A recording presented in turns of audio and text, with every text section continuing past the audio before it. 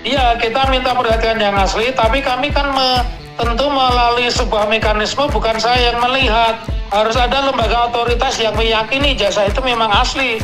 Itu salah satu klausul yang saya yakin juga. Pertama, belum tentu Pak Jokowi itu hadir di ruang mediasi, itu yang pertama. Yang kedua, klausul yang kami cantumkan, karena tadi pihak tergugat juga meminta, kita akan lihat klausul apa yang dicantumkan oleh para penggugat dan nanti akan kita sampaikan pada prinsipal kami masing-masing.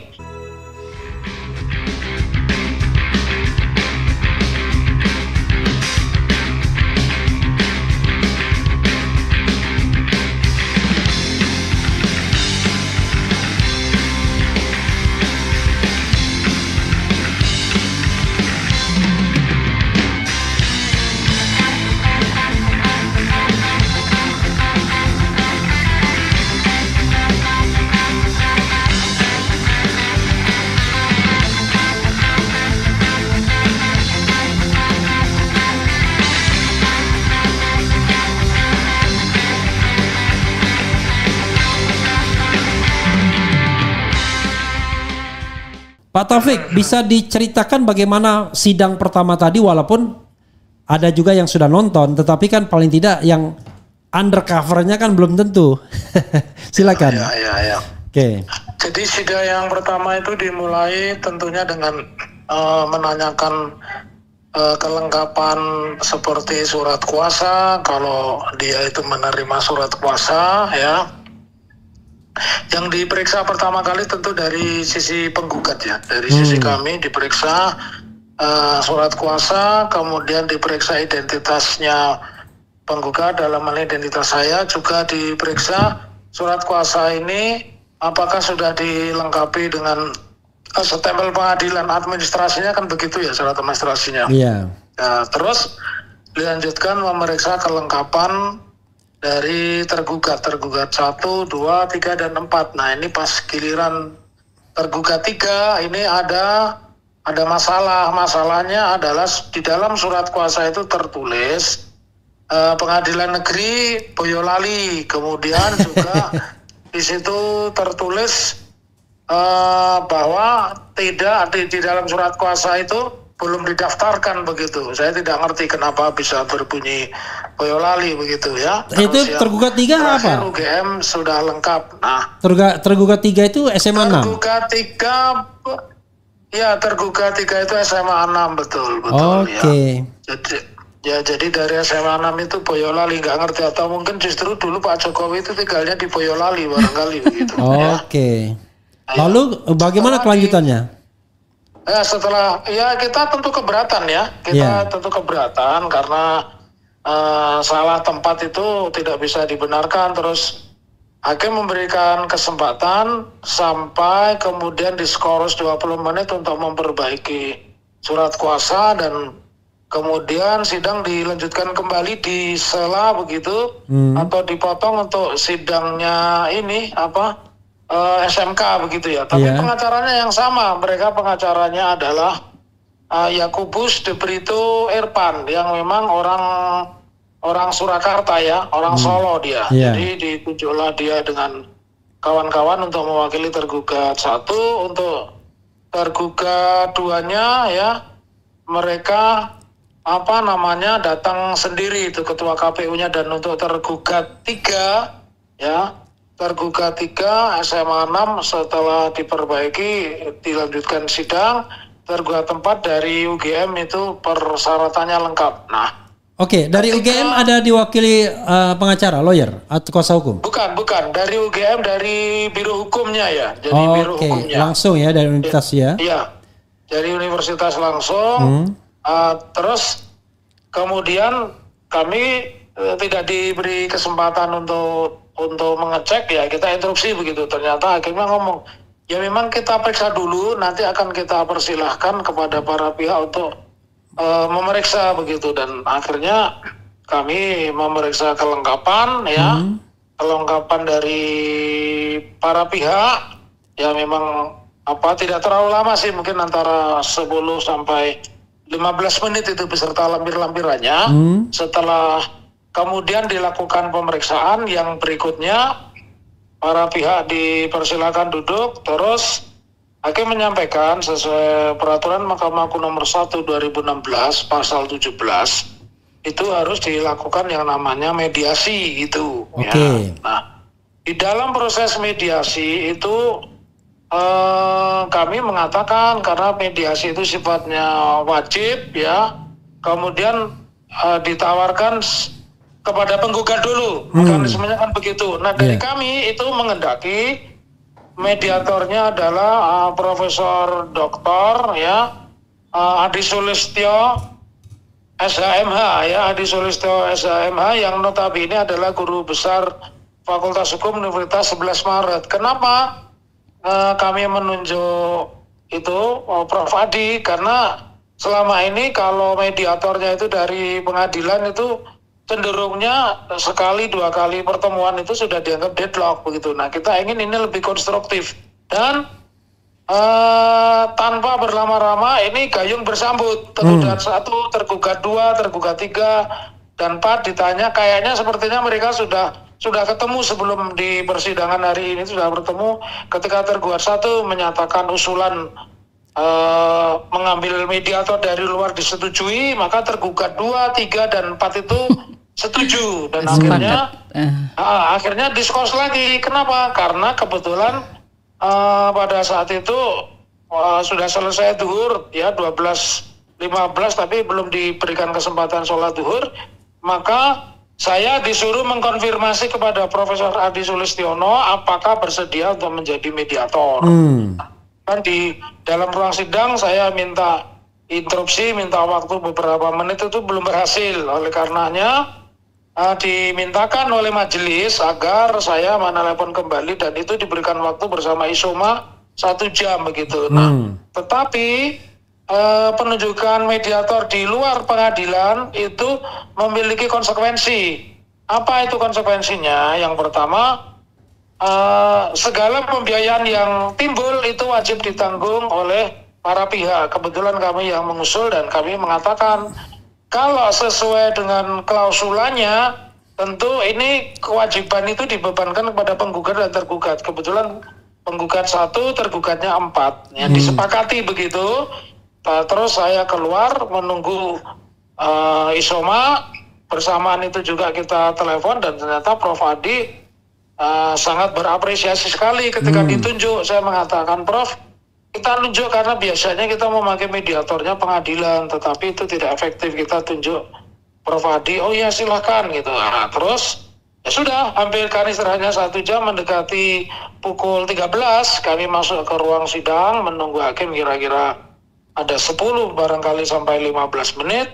Barulah sidang yang tadinya diskors itu dimulai kembali gitu. Terus mereka kembali menawarkan bahwa ini dari penggugat sudah bisa menghubungi dan bersedia itu.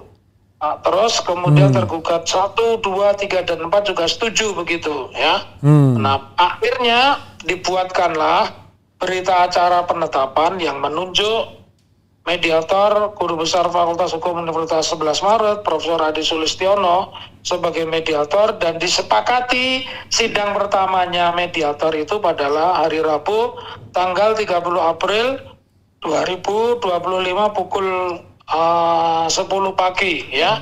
Tanggal berapa tadi? Tanggal 30 April hari Rabu ya, 30 April itu hari Rabu, dan disepakati pukul 10. Tetapi kami mensyaratkan ya bahwa sesuai bunyi pasal 17 maka itu yang bersangkutan harus hadir. Jadi dalam hal ini pemberi kuasa dari P, saya pribadi itu Muhammad Taufik, tergugat 1 selaku Joko Widodo, tergugat 2 adalah Ketua Komisi Pemilihan Umum, tergugat 3 adalah Kepala SMA 6 dan tergugat 4 Rektor. Itu semua sepakat begitu, sepakat di tanggal itu. Dan yang perlu saya tambahkan informasinya, penggugat prinsipal yang tidak hadir Joko Widodo sama Rektor UGM ya, yang lainnya tergugat 2, 3 dan penggugat itu hadir prinsipalnya. Begitu Bang Refli. Ini menarik ya, ketika pihak Jokowi justru juga menghendaki mediator dari pihak luar. Ya. Dan kemudian diiyakan. Karena ternyata saya baru tahu setelah membaca media ketika datang justru pihak Jokowi yang pertama kali menawarkan mediasi kepada diwawancara wartawan, justru pihak Jokowi yang meminta sidang pertama itu harus mediasi begitu. Kayak kita taunya setelah keluar sidang, makanya ketika kami menyampaikan mediator, mereka tiba-tiba semua setuju begitu Bang Refli. Jadi ada prolognya sebelumnya begitu. Ini artinya Dr. Taufik terjebak pada permainan kubu tergugat atau gimana ini? Kenapa? Dr. Taufik terjebak pada permainan kubu tergugat atau gimana? Atau masuk kandang mereka? Suaranya putus-putus Bang Refli. Apakah ini berarti Pak Dr. Taufik masuk kandang mereka? Masuk kandang mereka? Halo? Ya, sudah tersambung kembali. Tadi putus itu. Oke, apakah berarti Dr. Taufik masuk kandang mereka yang mereka siapkan sehingga mengusulkan mediator dari pihak luar pengadilan itu justru sesuatu yang mereka harapkan, terutama tergugat satu? Sepertinya bukan ya, itu justru sebuah kejutan karena awalnya ketika saya mencodorkan Prof Adi, mereka itu menanyakan ini membawa konsekuensi karena mereka tadinya menolak karena waktunya kan efisien harus 30 hari. Nah sementara hari ini belum bisa dipastikan baik oleh penggugat 1 maupun oleh penggugat 2, 3, dan 4, tapi bahasanya sama termasuk ketua majelis mengatakan karena usulan mediator ini dari penggugat apakah bisa menggaransi bahwa Prof Adi bersedia. Awalnya begitu, memang susah dikomunikasikan ya, tapi begitu kita telepon di sela-sela waktu antara pukul 12:15 sampai dengan pukul 12:50 ternyata kami berhasil menghubungi dan Prof Adi mengatakan setuju, dan ada latar belakang tersendiri kenapa saya menunjuk Prof Adi. Yang pertama, beliau itu dulu ketua PDIH, program dokter ilmu hukum, di mana dulu saya menyelesaikan kuliah ya, dan beliau salah satu dosen penguji saya, disertasi S3 saya, dan kebetulan juga penguji disertasinya dari Dr. JB Irfan, begitu Bang Refli. Jadi ada inside story-nya gitu, ada inside story dan tidak dengan tiba-tiba kita masuk jebakan, enggak, karena tidak ada gambaran sebelumnya. Justru yang ditawarkan mereka itu mediator dalam, kalau dari luar kan susah, juga mungkin faktor biaya, tapi kami berseloroh, masa sekelas Pak Jokowi menghitung biaya, saya bilang begitu Bang Refli. Ya. Oke. Tapi apa yang Anda harapkan dengan menunjuk mediator pihak luar ya, Profesor Adi tadi? Oke.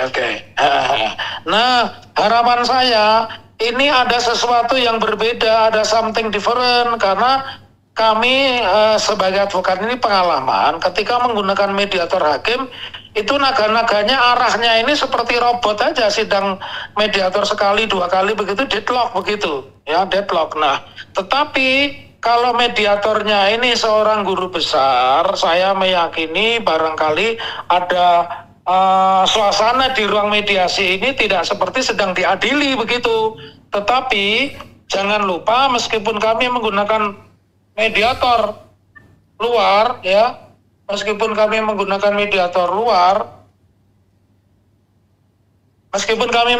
mediator luar begitu Bang Refli. Iya. Kami tetap tidak lepas dari substansi. Apa substansinya?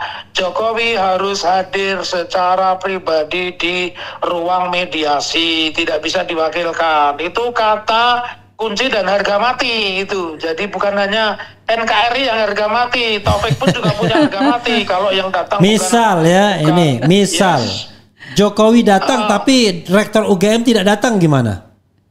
Ya kan pasti diulang lagi begitu kan. Kalau namanya mediasi ini kan yang hadir harus in person, harus pihak yang berkepentingan secara langsung gitu, harus prinsipal. Jadi empat itu yang harus hadir ya, Jokowi, Ova Emilia, Kepala Sekolah SMA 6 dan Ketua KPU Surakarta. Betul.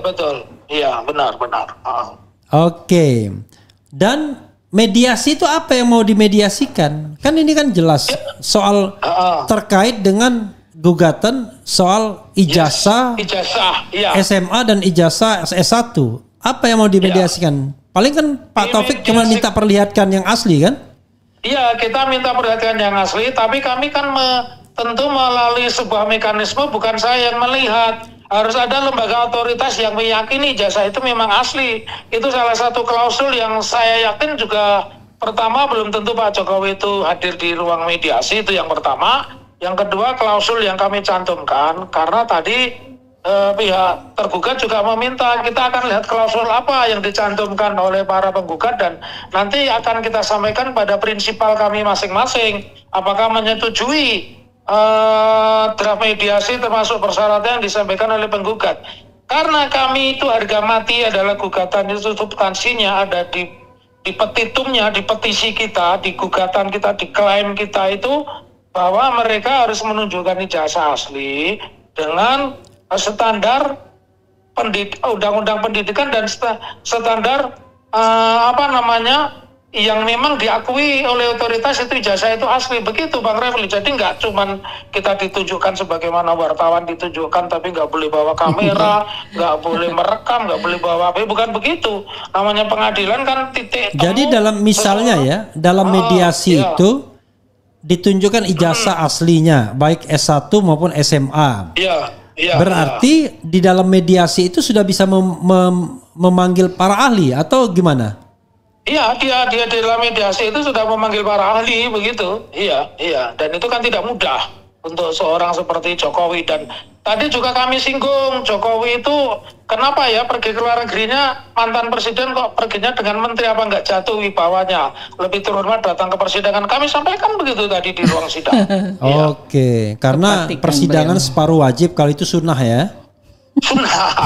Itu sunnah muakat, sudah ada yang lain yang mewakili. Iya.